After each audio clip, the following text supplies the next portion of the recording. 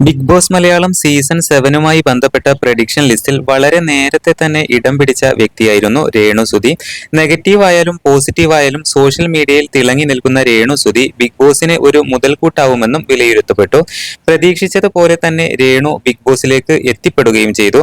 Big boss ആരംഭിക്കുന്നതിന് പിന്നാലെ മറ്റൊരു ചർച്ചയും ആരംഭിച്ചു കഴിഞ്ഞു. എത്ര രൂപ പ്രതിഫലത്തിനാണ് രേണു ബിഗ് ബോസിലേക്ക് എത്തിയതെന്നാണ് ഇപ്പോൾ സോഷ്യൽ മീഡിയയിൽ പലരും ചോദിക്കുന്നത്. ഇത്തവണത്തെ ബിഗ് ബോസിലെ ഏറ്റവും കൂടുതൽ സാലറി വാങ്ങിക്കുന്ന താരം രേണുസുതിയാണെന്ന് പിങ്ക് ഹെവൻ എന്ന പേജിൽ വന്ന ഒരു കുറിപ്പിൽ അവകാശപ്പെടുന്നുണ്ട്.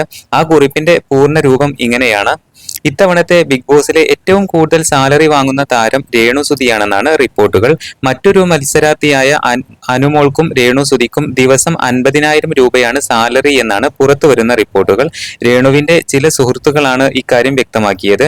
രേണുവുമായി പലതവണ ചർച്ച നടത്തിയ ശേഷമാണത്രേ രേണു ബിഗ് ബോസിലേക്ക് പോകാൻ തയ്യാറായത്. കരിയറിൽ വലിയൊരു കുതിച്ചുചാട്ടം നടത്തി നിൽക്കുന്ന രേണു ബിഗ് ബോസിനായി 100 ദിവസങ്ങൾ മാറി നിൽക്കുന്നത് കരിയറിനെ ബാധിക്കാൻ സാധ്യതയുണ്ട്. അതുകൊണ്ട് തന്നെ ആദ്യം രേണു തയ്യാറായില്ല.